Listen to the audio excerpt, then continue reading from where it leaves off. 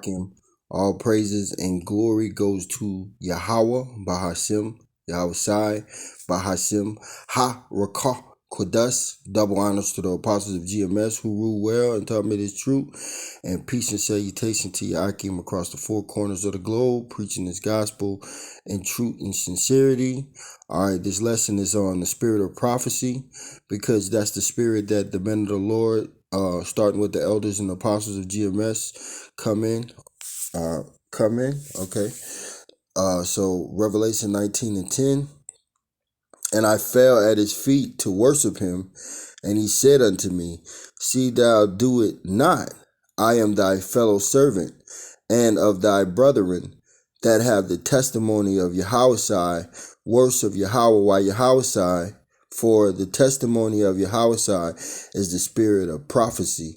And when you go into that word prophecy, it basically means to say before it happens. All right. And that's the spirit that the men of the Lord we come into.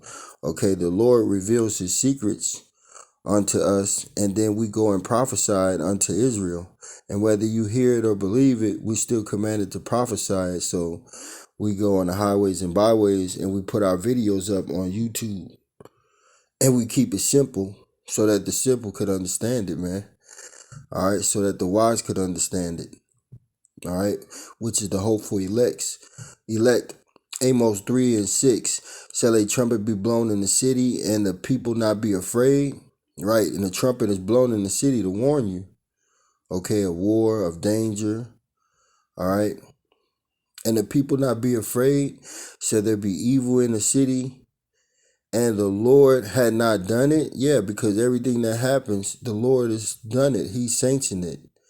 All right. So there's nothing that goes on that the Lord hasn't sanctioned and judged. All right. Which he's a righteous judge. All right. Verse 7. Surely the Lord, thy power will do nothing, but he revealed his secrets unto his servants, the prophets. So he revealed his secrets, his prophecies unto us.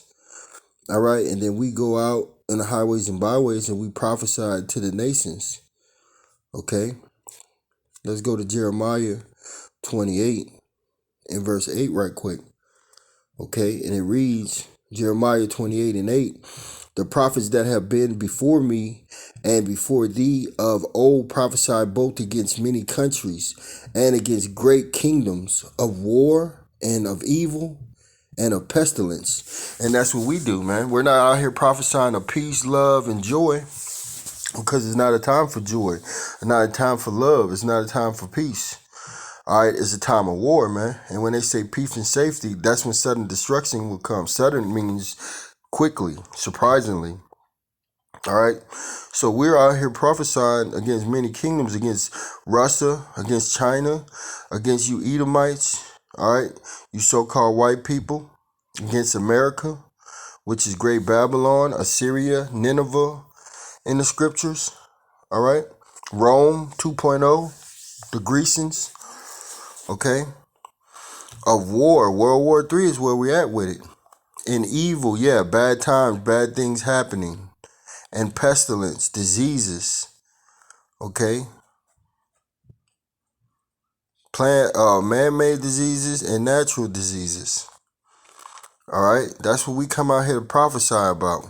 Verse 9, the prophet which prophesied of peace, when the word of the prophet shall come to pass, then shall the prophet be known that the Lord had truly sent him. So all these false prophets that's prophesying peace, all right, when all of this war and destruction and evil and pestilence happen, then you people gonna know who were the real prophets, man.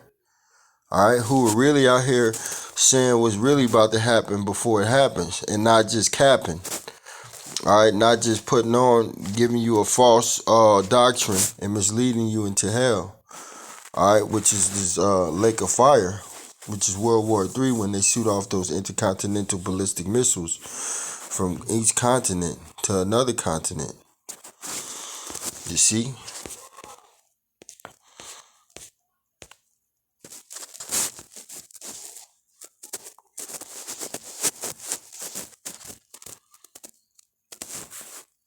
Habakkuk 2 and verse 1. I will stand upon my watch and set me upon the tower, and will watch to see what he shall say to me unto me, and what I shall answer when I am reproved. We are all standing on our watch, and we're looking at the prophecies happen before our eyes, and then we're reporting on it through YouTube, through these epistles that we putting out, and going on the highways and byways, man. All right. And this is what the hopeful elect would be doing. All right. Being occupied in prophecy, being occupied in what's going on in the world. And the Lord answered me and said, write the vision and make it plain upon tables, that he may run that readeth it. Yeah, the vision of these prophecies, man. Famine, diseases, earthquakes, World War III, the Charagma radio frequency identification chip being implemented, Yahushua cracking the sky and coming back for his hopeful elect, for his elect. All right. And make it plain upon the tables, that he may run that read it. Make it simple. Keep it simple. All right. All right. So whoever the elect is that gets this information, they'll be able to do the same thing. All right. Go out and teach this word to someone else. For the vision is yet for a appointed time, but at the end it shall speak. Yeah, these prophecies are have a appointed time, man.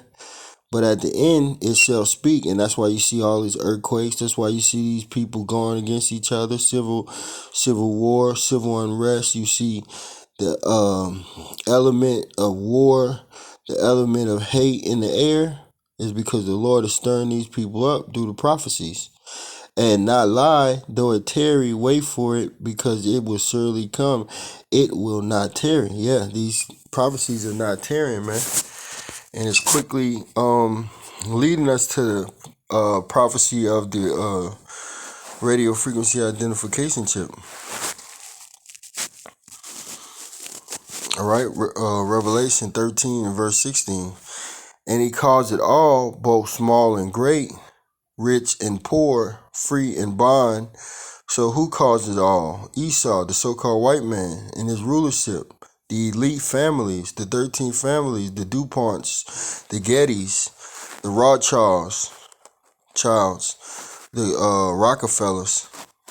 And he caused it all, both small and great. The people that are big in this world and the people that are insignificant.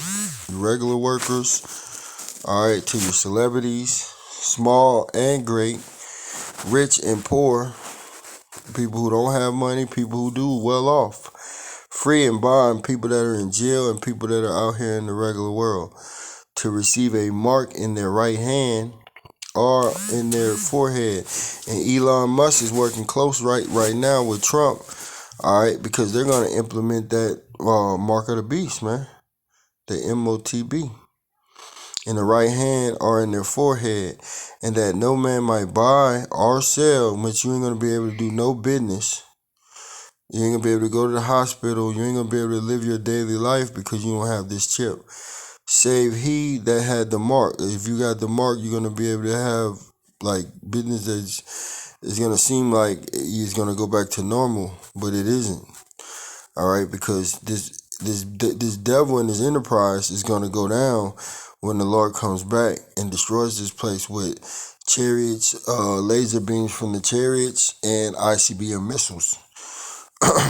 Okay, so are the name of the beast, or the number of his name.